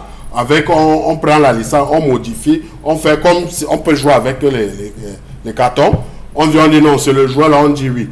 Mais sauf que, au niveau, quand ça arrive au niveau fédéral, que c'est elle qui contrôle, ça ne passe plus. Vous verrez que depuis la saison passée, en première division, les cas de tricherie sur les âges ne font que baisser. C'est pour cette raison que la fédération camerounaise a demandé que le football jeune, les licences doivent se faire avec les cartes d'identité nationales. Oui, c'est pas normal. Pour éviter la fraude, mais c'est pour réduire le temps de fraude. Laissez-moi continuer. Vous avez parlé du cas d'espèce de l'UMS. L'UMS a recruté HIHT avec ce nom. Attends, vous avez parlé. Oui, vous avez parlé de ce cas. Nous avons recruté, il venait de Rangers avec ce nom, avec cet âge. Ce n'est pas l'UMS qui a fait ce travail de double identité. Et ensuite, ce que vous dites, c'est anormal. Que le secrétaire a posé sa signature, que cette licence est conforme, et qu'aujourd'hui, on revient encore pour ça, pour dire qu'il y a une double identité. C'est qu'il y a un mauvais travail. Je ne sais pas si je me fais comprendre. C'est qu'il y a un mauvais travail au sommet. Je dis le même joueur peut revenir puisque le faciès ne change pas. Mais les noms changent. C'est ce que je suis en train de parler. Ce n'est pas comme au niveau aujourd'hui de nouvelles CNI où c'est biométrie. Ou même tu peux changer le nom, mais au niveau de la biométrie, ça ne va pas passer. Bon, on parce que tes empreintes sont là. Que l'erreur de quelque part. Voilà, donc ça veut dire que donc, le SG peut signer même, ça peut avoir, il peut signer même la licence d'un joueur 4 fois. Bon. Mais le même joueur. Mais à partir, à partir du moment où les noms diffèrent. Comment vous pouvez dire ça? À partir du moment où les noms diffèrent, le SG peut signer autant de licences. Non. Puisqu'il n'a pas la face de tous les joueurs. Il y a un mécanisme de contrôle. Il y a un mécanisme de contrôle. Maintenant, sauf si, dans la demande de licence de joueur, dans ce qu'on demande, on parle de déclaration sur l'honneur, je crois que ça demande licence, on demande de ce côté, avez-vous déjà fait un jugement supplétif? Tout à fait, ça engage le joueur. Voilà, si vous dites oui, vous expliquez pourquoi. Ça engage le joueur, ça n'engage pas l'équipe. On va prendre l'avis du coach Richard Toa. Non, moi je pense qu'au niveau de ces joueurs-là, et eux-mêmes ils sont responsables. Ils savent effectivement. Moi je vous ai pris l'exemple d'un joueur qui est allé au Rwanda, on voulait l'engager. Et les gars ont contrôlé tout ça, on a vu qu'il a une double identité. Ça ne passe plus. Il faut que les gens acceptent ce changement, Belmondo. À un certain niveau, que les dirigeants, que les joueurs, eux-mêmes soient responsables de comprendre que une double identité, c'est une fraude auquel ça vous pénalise dans toute votre carrière. Donc aujourd'hui, si la fédération a pris vraiment cette initiative d'être vraiment très stricte là-dessus, il faut que les gens acceptent le changement, mais ils ne sont pas prêts à pouvoir le faire. Et c'est pour cette raison qu'il est question d'aller vraiment au bout des actions pour amener les gens à être dos au mur et de comprendre effectivement que demain, même si UMS veut recruter un joueur, UMS prendra le soin de pouvoir investiguer déjà même au départ, ce joueur il a joué dans quelle équipe, ça fait combien d'années qu'il joue. Si vous suivez tout le processus, vous serez effectivement convaincu que ce joueur n'a jamais changé son nom ni son âge. Parce que le problème se trouve au Belmondo. Je prends l'exemple d'un joueur que j'ai recruté dans l'Union de Douala. Il vient dans l'Union de Douala, ayant déjà joué dans l'Union de Douala dans des années antérieures. Il quitte maintenant pour aller à UMS de Loum. Maintenant, quand il va jouer contre Union, Stade Renard, pardon. Quand il veut jouer contre Union, on dit ne joue pas contre Union parce que Union te connaît, on va porter la réserve sur toi. Vous voyez un peu cela. Donc c'est pour ça que si par exemple en jouant contre Dragon, l'Union file l'information à Dragon qu'il est question de ce joueur, ce n'est pas son âge, voilà, il a joué chez nous, il a tel âge. Et dès que les réserves sont portants, vous allez les prendre. Vous direz que la licence est passée. Il faut faire beaucoup attention. Comme ça, sans te coucher, oui. Ce joueur est parti de l'Union, a joué 3 ans, il revient. Il veut rejouer pour l'Union, on veut me le recruter, mais on constate qu'il veut changer son âge. Étant futé, on voit que si on accepte ce joueur, il avait joué avec notre âge dans l'Union. Si on le recrute, ça veut dire qu'à partir de ce moment, si on le prend avec son nouvel âge, sur l'Union, il y a la responsabilité de l'Union là à l'intérieur. Puisque l'âge qu'il a joué avec l'Union 3 ans avant, 4 ans avant, ce n'est pas le même âge avec lequel il est venu, il revient à l'Union. Donc à ce moment, l'Union doit s'interroger et il n'a pas fait de jugement supplétif qui l'autorise à expliquer pourquoi il change son âge ou pourquoi il change son identité. Donc maintenant, l'Union a déclaré ça, il se retrouve à Stade Rennais et vers la fin, ça l'a toujours rattrapé. Donc vous comprenez, il était suspendu pendant 2 saisons. Voilà. Et quand vous prenez cela, s'il a pris par un match, le règlement est clair. S'il prend par un match, que vous avez gagné ce match, vous le perdez. Le match. Il y a des trucs parce qu'on est habitué, on veut faire des consensuels, on veut dire on ne veut pas blesser, mais chaque année, la tricherie ne fait qu'augmenter. Et je peux comprendre le RG. Vous savez qu'ils avaient des méthodes, il y a quelques années au niveau du football professionnel, ils utilisaient ces erreurs-là à la défense LFPC pour contre-attaquer les décisions et le championnat qui s'est joué. Or, le nouvel exécutif ne veut pas qu'une compétition qu'elle organise soit attaquée pendant la compétition. Imaginez-vous, il y a les réserves de qualification pendant un match des Interpol. C'est que ces Interpol peuvent faire 2 mois. Oui. Parce qu'il faut renvoyer un match, il faut envoyer la commission de ceci à examiner. Mais entre-temps, on fait comment? Donc, il faut prendre des mesures des mesures pour éviter cela et anticiper que le calendrier qui a été donné soit respecté. Et je peux comprendre que cela dérange le LG, mais c'est la loi. On dit que c'est comme la Nivaquine, mais on est obligé d'avaler pour se faire soigner, pour soigner le palu. Pourquoi vous pensez que ça dérange le LG? Non, ça, on se comprend. On se comprend. Je vais vous donner la parole. Vous allez intervenir. Voilà. On va parler. On rappelle simplement que les deux qui accèdent directement, parce que c'est direct en élite tout, c'est Achoussa et Bafmen, et que pour savoir le champion de ces interpôles, il faudra attendre dimanche pour que les deux vainqueurs, les deux plénipotentiaires s'affrontent et voir qui sera le véritable champion de cette année Interpol 2023. Autre club qui fait problème en ce moment, c'est Bambutos Football Club de Boudala, on est sorti des Interpol. Bambutos, vous l'avez compris, ne prendra finalement pas part à la prochaine coupe de la Confédération, même si là-bas on garde un mince espoir parce qu'on dit attaquer cette décision-là. Toujours est-il que les dirigeants de Bambutos Football Club, le club aux millions de supporters, donnaient un point de presse, c'était hier dans un hôtel de la place, ici à Douala. Les raisons évoquées justement par Bambutos de Bouddha, voilà, qui accuse, qui ne va pas du dos de la cuillère pour accuser la Fédération camerounaise de football, voilà, pour règlement des comptes. Et on va donc écouter quelques morceaux choisis de ce point de presse donné devant les hommes des médias réunis dans un hôtel de la place ici à Douala. On va d'abord écouter le directeur général de Bambutos Football Club de Bouddha. La CAF demande inviter les clubs à demander une licence. Là, la FECAFOOT a fait cela. Assurer le suivi et soutenir les clubs lors des préparations de leurs documents. Donc, vous comprenez très bien que la FECAFOOT devait nous coacher, nous guider. Mais par surprise, en aucun jour, ils ont commencé, mais ils ont été bloqués à un moment de nous coacher. Parce que l'information est venue, il faut nuire à Bambutos. Est-ce que c'est notre football que nous voulons faire grandir, la grandeur de football qu'on chante tous les jours? Est-ce que c'est cela, cette grandeur? Fixer une date limite avant laquelle les clubs doivent compléter la soumission des documents.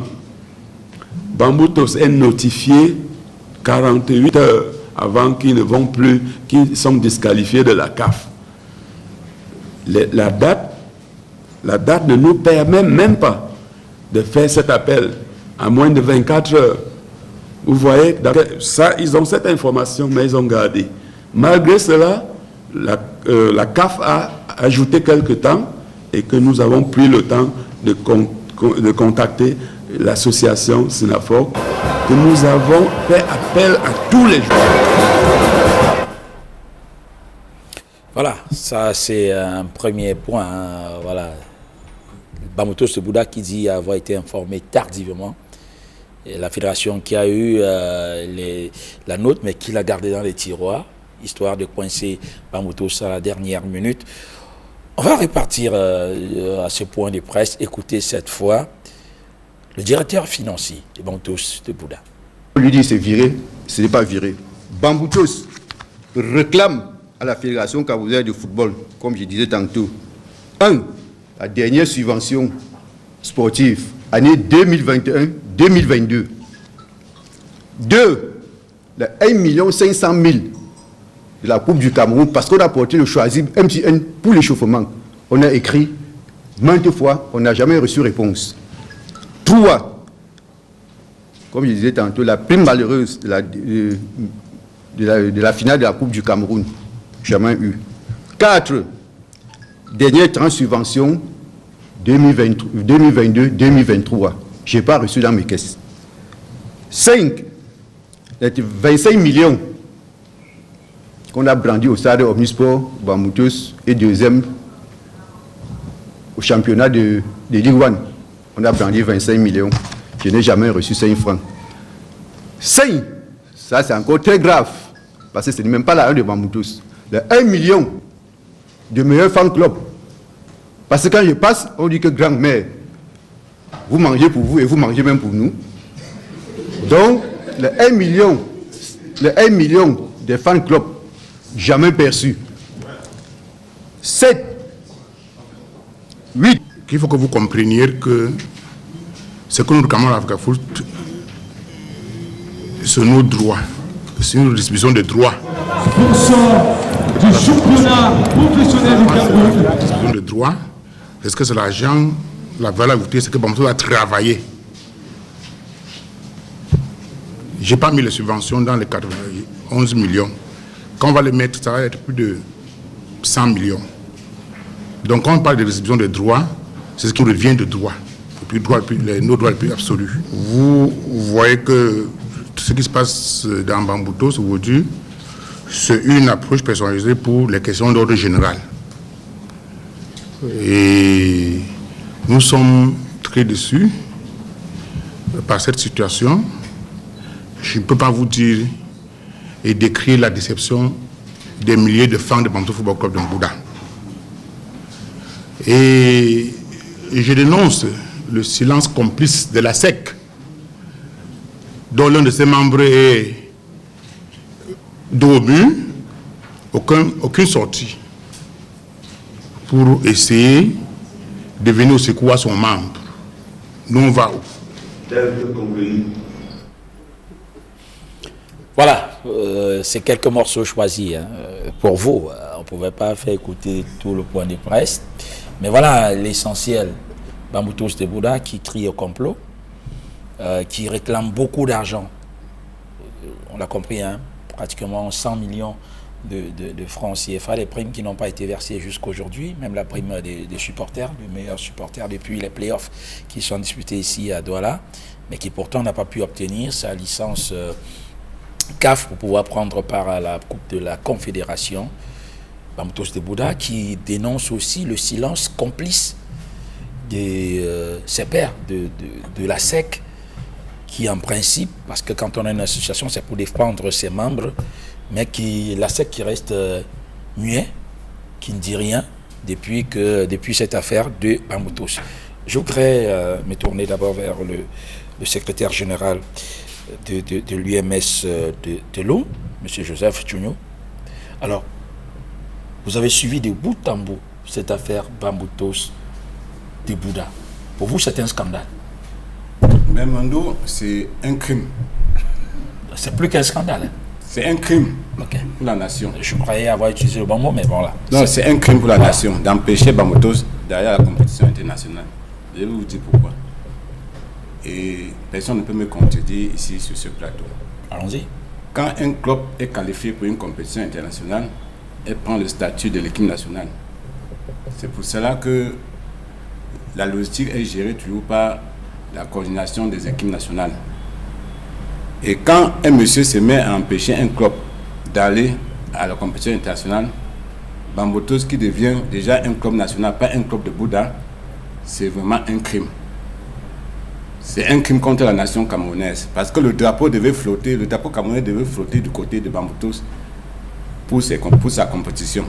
Mais aujourd'hui, nous constatons que vraiment, la FECAFOOT, avec tout ce qui se passe là-bas, la FECAFOOT de M. Eto'o avait des rancunes, et je l'ai tout dit sur ce plateau, que ce monsieur est en train de détruire le football camerounais avec ses rancunes. Si vous avez un problème particulier avec un individu, il ne faut pas mettre ça sur le dos d'un club, parce que vous avez ce genre de problème, et aujourd'hui, on est en difficulté avec Bambutos. Supposons que Bambutos allait à cette compétition et rentrer avec de l'argent en gagnant cette coupe. C'est l'argent qui est entré au Cameroun. Ce n'est pas l'argent qui est entré dans le poche d'un individu. C'est l'argent des Camerounais.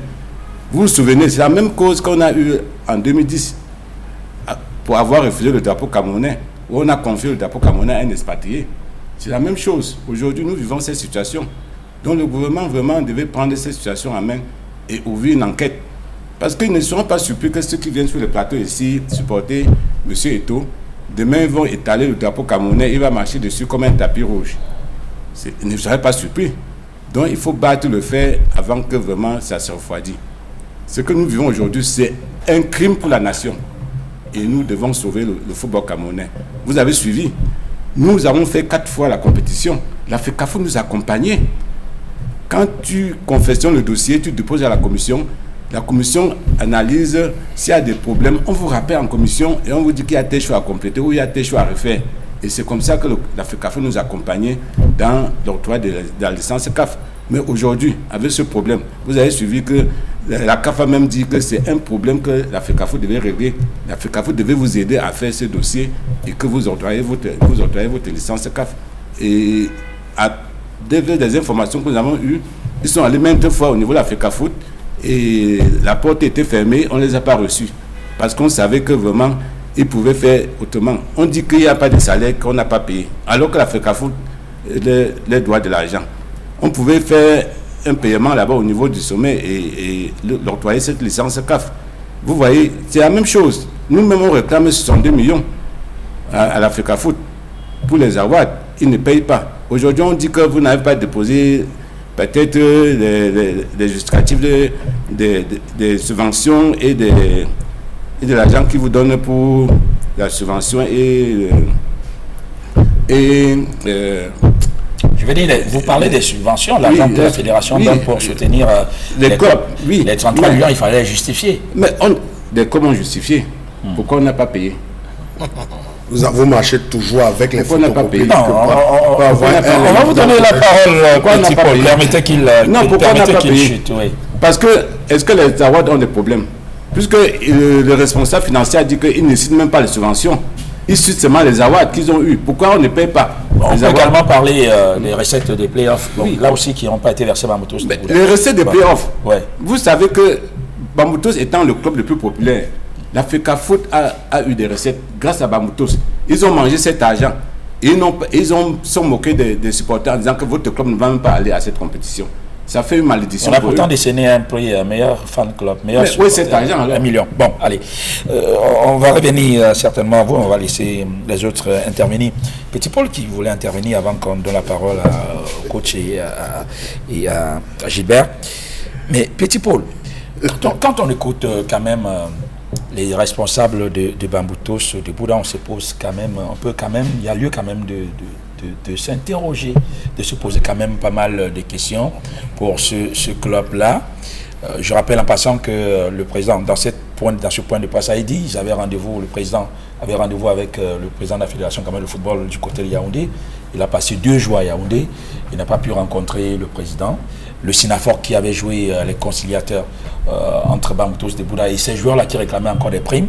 Et selon le rapport du Sinafor, il y a eu arrangement à l'amiable et donc il n'y avait plus de problème. Mais que côté fédération, on a dit niet.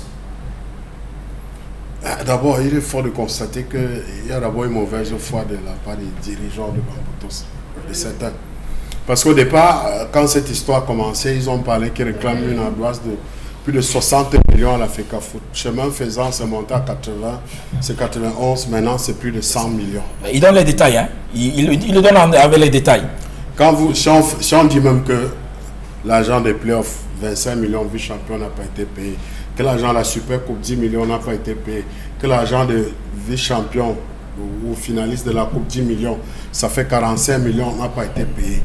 Mais il ne faut pas qu'on soit mauvaise foi. Les 13 millions de subventions qu'ils mettent là, les 15 millions. Il y a l'argent de vice-champion du Cameroun. C'est ça que j'ai parlé, 25 millions. Il y a l'argent de millions. finaliste de la Coupe du 10 Cameroun. millions. Il y a l'argent de la Super Coupe, 10 millions, ça fait 45. C'est 25 millions. Non, ça fait 45. Super Coupe est 50 millions. C'est 50 millions. 15 millions. 50. 50. Non, Super Coupe, c'est 50 millions. 50 millions. C'est 50 millions. La Super Coupe du Cameroun. Cameroun. Oui, c'est 50 millions. Non, non, puisqu'on vous dit que c'est 50 millions. Peut-être d'après. Non, c'est 50 millions. C'est pas peut-être, c'est 50 millions. Ah, moi, ça, c'est ça. Non, je pense que c'est pour ça que je dis qu'ils ont détaillé. C'est détaillé. Est-ce que c'est un problème de chiffre? En principe. En principe, ça avoisine. Est-ce que je crois qu'on a su le terrain, il a dit ça avoisine les 100 millions. Non, il a dit 6 mais avec les. Bon, il était à 91 millions. Avec les trucs de sponsoring. Bon, c'est même pas. Bon, admettons que ce soit 50 millions ou 45 millions. Comment comprendre donc? Sauf qu'il oublie de dire, entre-temps, quand il parle de la Coupe du Cameroun, il a oublié de mentionner que même c'est pas sur le règne de Samuel Eto'o ou de cet exécutif que la Coupe du Cameroun 2020-2021 s'est tenue. Mais ça a été réglé. La prime de la Coupe du Cameroun 2020. La finale, j'ai dit tous ceux qui n'ont même pas la finale. J'ai dit avant. Et il a réglé ce qui n'était même pas sur son exécutif. Il a arrivé, il a réglé. Mais c'est un passif. Non, l'administration. Je suis en train de démontrer pourquoi l'administration continue. Donc il est arrivé, chaque fois qu'il voit clair, cela a été réglé. Maintenant, en ce qui concerne, jusqu'à ce qu'on joue les playoffs, les informations que j'ai est que tous les clubs pour la Coupe du Cameroun 2021-2022, tout avait été réglé à ce niveau. Maintenant, il faut attendre la sortie de membres du comité exécutif Africa Foot ou ceux qui gèrent les finances de ce côté pour nous prouver exactement que Bamboutos ne réclame pas cette somme. Mais j'ai dit avant les playoffs, on a dit qu'on avait soldé avec tous les clubs qui réclament concernant la Coupe du Cameroun 2021-2022. Donc cela avait été fait et dit par un membre de la Fédération camerounaise de football. Je pense que j'espère qu'ils feront encore une sortie aussi pour le grand public pour qu'on ne puisse pas salir leur image. Donc maintenant quand j'arrive, quand vous dites que vous êtes un grand club, vous avez des ambitions. Vous ne faites pas comme une femme enceinte que la césarienne vient la surprendre. Non. Vous vous préparez. C'est comme une femme que vous enceintez. Vous savez qu'elle va accoucher dans 8 mois. Vous vous préparez. Vous n'attendez pas. Ou même quand vous voulez marier, vous savez qu'on devait avoir une femme et avoir des enfants. Vous vous préparez. Vous n'attendez pas le jour J pour commencer. Au football, ça va vite. Allez rencontrer le président de la FECA Foot. Ça n'avait même pas lieu d'être. Si Bamboutos avait compris qu'on est en tant que propre professionnel, voici mes engagements. Je réclame avant de... On ne dit pas qu'ils me doivent ou ils doivent. Ça ne se passe pas. C'est comme si la FIFA aujourd'hui, on a le match les 2 dernières journées qu'on a joué là. On ne jouait pas parce qu'on dit qu'on attend l'argent de la FIFA, de la Coupe du Monde, ce n'est pas encore arrivé. Vous imaginez ce que ça sonne? Imagine Coton Sport qui est en train de faire les préparatifs ne va pas jouer parce qu'ils disent qu'ils attendent l'argent du côté de la FECA Foot. Vous voyez la honte que ça fait. Ça veut dire que d'abord, dirigeant n'est pas professionnel. Et ça me fait un peu honte de voir qu'une équipe comme Bamboutos, qui a ce que d'autres cherchent à avoir, ça veut dire la mine d'or. Un pote président à Bamboutos, je n'ai pas besoin d'un président qui est riche.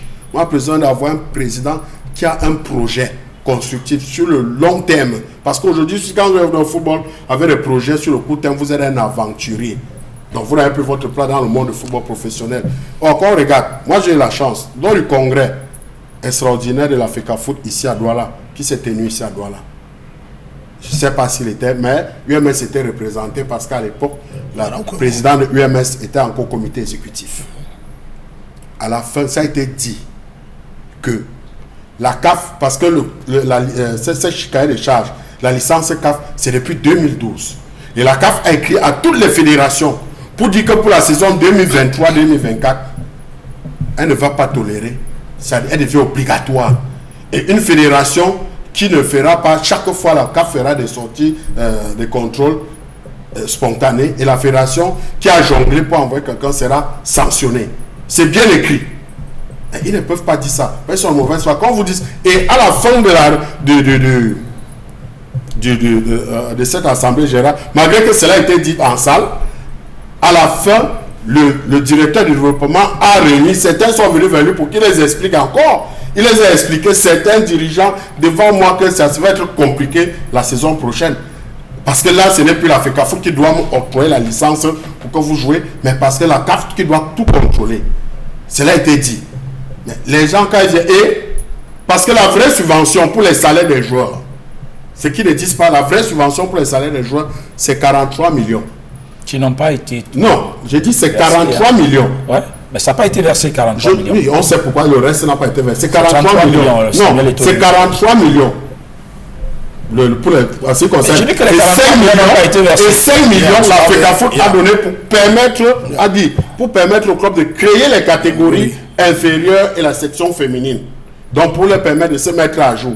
Donc c'est pour ça que ça montait à 43 Le refus de licence CAF à Bamboutos de Boudas, la raison principale, c'est pas la raison. Non, je suis en train d'arriver pour expliquer. On n'a pas tout le temps, petit peu, parce que concernant les non-paiements des salaires. Il faut aller au but. C'est le non-paiement des salaires. Il n'y a pas tout le monde, il y a un non-paiement de salaire. En principe, l'organe reconnu par la Fédération camerounaise de football qui défend les intérêts des joueurs, c'est le SINAFOC. Sauf que le SINAFOC n'a pas joué. J'en viens. L'organe reconnu par la fédération, c'est le SINAFOC. Donc quand un joueur se sent lésé, il va au SINAFOC. Et c'est le SINAFOC qui interpelle l'équipe concernée pour régler ce litige. C'est quand ça ne va pas avec l'équipe. C'est pas toujours automatique. Non, j'ai dit. Que le joueur aille au SINAFOC. Parce que pour aller au SINAFOC, il faut soit membre du SINAFOC. Tous les joueurs ne sont pas membres du SINAFOC. J'ai dit que le SINAFOC gère les problèmes des joueurs. Maintenant, quand il n'y a pas entente avec le club employeur, on peut amener ça devant. Mais le SINAFOC, je vais poser la question, je reviens à vous aussi. Le SINAFOC, qui a quand même réuni et les dirigeants de Bamboutos et les joueurs concernés pour trouver un terrain d'entente, et au sorti de là, on dit tout va bien. Sauf que la FECAFOOT n'était pas représentée dans cette tripartie-là. Alors que la FECAFOOT devait être représentée. Non, la FECAFOOT, je dis ceci, la FECAFOOT, vraiment, c'est pas la FECAFOOT qui vient régler les problèmes au SINAFOC. Le SINAFOC a entendu et les responsables de la motos et les joueurs concernés, on a dit tout va bien maintenant. On renvoie le rapport à la fédération, jusqu'à là, rien. Est-ce que ça peut pas laisser croire à ce que dénoncent justement les responsables à Motos, que c'est une sorte de règlement de compte quand on connaît la position des Bamboutos du Bamboutos Club de Bouddha par rapport à l'exécutif. Quand vous avez un litige, vous allez au syndicat national des footballeurs. Si le problème est réglé, c'est le syndicat qui informe la fédération. Est-ce que ça a été fait? Là déjà le pas qu'il va falloir, n'est-ce pas, regarder. Maintenant, vous dites quand un joueur, lui, il a des problèmes, il va au SINAFOC. Et quand les présidents ont des problèmes, parce qu'on ne peut pas les impayés, des centaines de millions, les présidents vont où? Ils ont l'association maintenant, s'ils ne peuvent pas les faire. Non, l'association, elle n'est pas là sur le plan juridique pour défendre ses présidents. Bamboutos réclame près de 90 millions à la fédération. Pourquoi Bamboutos ne va pas se plaindre? Parce que moi, j'ai travaillé dans des clubs, on ne me paye pas, je vais à la commission de litige et je porte plainte. Maintenant, pourquoi ces équipes ne vont pas, par exemple, au comité olympique pour porter plainte? Nous, on a notre agent qui n'est pas payé et on fait que ce soit fait. C'est un peu là où moi je ne comprends pas. Est-ce que cet argent vraiment est réclamé d'une manière claire pour, n'est-ce pas, rentrer dans les normités? Moi, je trouve qu'il y a un véritable problème, Belmondo. Parce que si vous voyez aujourd'hui une équipe comme Bamboutos, pour moi, c'est dommage de voir cette équipe n'est pas représenter le Cameroun parce que c'est une équipe vraiment qui, déjà, sur le plan sportif, a mérité sur le terrain.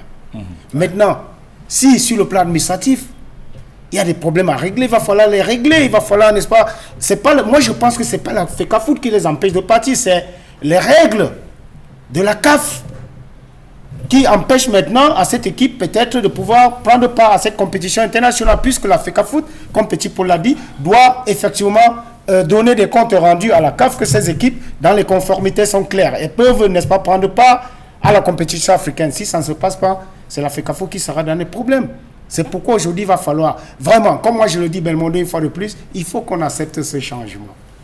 Si on n'accepte pas de changer, on va faire les mêmes choses chaque année en croyant peut-être que voilà, on va faire ceci, on va tolérer, ça va se passer ainsi, et les joueurs seront toujours dans la même mouvance. Si on te sanctionne parce que tu n'as pas payé les joueurs, pourquoi ça n'a pas été fait auparavant, Belmondo?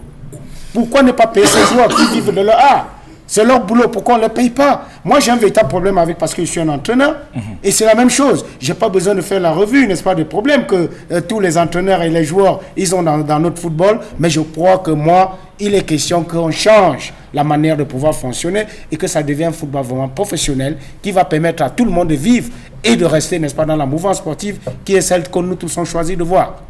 Vous avez parlé d'entraîneur, je rappelle en passant pour la gouvernance qu'il y a un autre club camerounais, il y a un autre club congolais, des ADC, qui a le même problème d'ailleurs que Bamoutos Motema Pembe, qui s'est vu exclu de la compétition au moment du tirage au sort. Parce que, mais là, la différence, sauf que là, ce n'est pas la Fédération congolaise de football qui a refusé la licence CAF, c'est que malheureusement pour cette équipe-là, les entraîneurs étaient italiens.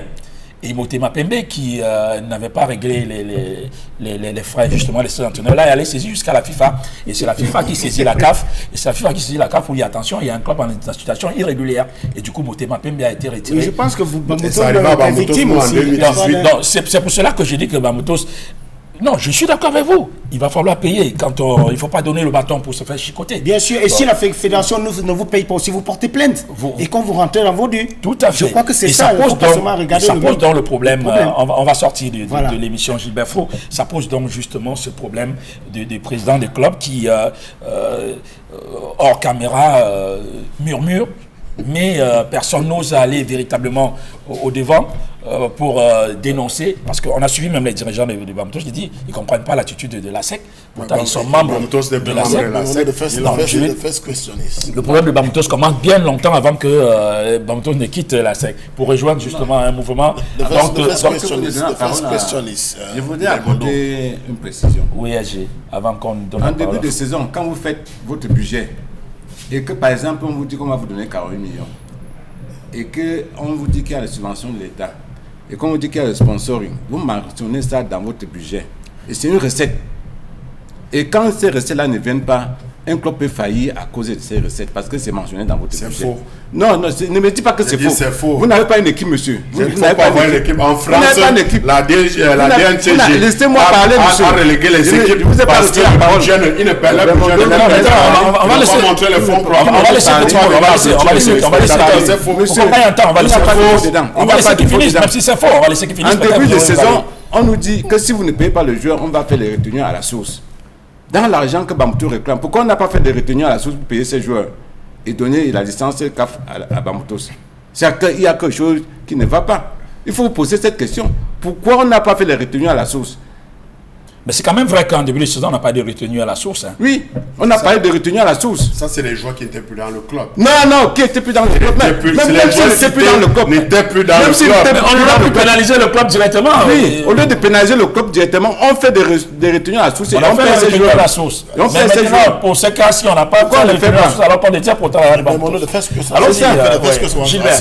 On va sortir dans quelques minutes. On va sortir dans quelques minutes. On me fait des grands signes. Recently, they complained. They said there were no more members of ASEC. They went and created another association, and today they're expecting ASEC to give them a helping hand. It is out of question. Bamoutos was created in 1966. For a club that was created in 1966, today they don't have any headquarters. Bamoutos cannot talk about a system which is well structured. And what I want to say is that Winston Churchill said that change is difficult to accept, but must be accepted. Yeah. Okay. It's where we are today. Separate office is bringing changes, and these changes must be accepted if we want to take our football ahead. Bamoutos, what they've had today serves as a lesson for others. C'est un débat qui se poursuivra évidemment, puisque Bamoutos n'entend pas s'arrêter là. On suivra évidemment. Ils ont dit qu'ils vont attaquer, ils vont aller un peu plus loin que ça, comme d'ailleurs les autres clubs qui sont en ce moment même au niveau du TAS. Bon, allez, merci déjà d'être venu, Gilbert Fro. Merci. C'est toujours un plaisir. It's a real pleasure, and I want to encourage all those who are here to to move to start the Cup League there, though. Right. Where there's a Forbes Soccer League of Jean-Levis Malaké. They're doing a wonderful job there with the U15s and U18s. Coach Toa, there are talented players there. Come and join Malaké and push them. Go ahead. Allez, merci Petit Paul. Merci Belmondo et je pense que j'ai été à l'auteur pour nos nombreux téléspectateurs. Allez, coach Richard. Merci Belmondo pour l'invitation. Hein. Merci vraiment. Et c'est pas la dernière hein, d'ailleurs. On aura toujours le plaisir de vous avoir. Coach, je veux dire, SG, parce qu'il y a tellement de coachs. SG, merci une fois de plus d'être passé. Vous êtes toujours là quand on a besoin de vous. Ah, merci Belmondo. Mais il y a beaucoup de choses à faire pour le football camerounais parce que vraiment la situation est très grave. Le président est tout fait, il y a beaucoup. Très grave. Non. On va plus rentrer dans le débat. Tu fais beaucoup. On viendra débattre de toutes ces choses-là. On va revenir débattre sur il y a tellement de choses à débattre. Des choses qui ne voulaient pas changer. Il y a beaucoup de choses à débattre. C'est vous qui nous donnez un peu la force de le football dans la cuisine. Merci SG. Merci. On remercie les équipes techniques. Merci s'il vous plaît. On est arrivé au terme de l'émission. On remercie les équipes techniques qui nous ont accompagnés, Dallas Chana, évidemment la réalisation Imos Fongo, les équipes de diffusion. Madame, Messieurs, nous vous donnons rendez-vous vendredi prochain lorsqu'il sera 21h. Mais avant cela, vous retrouvez l'actualité sportive 100% foot. Ce sera lundi lorsqu'il sera également 21h. Excellent week-end à tous.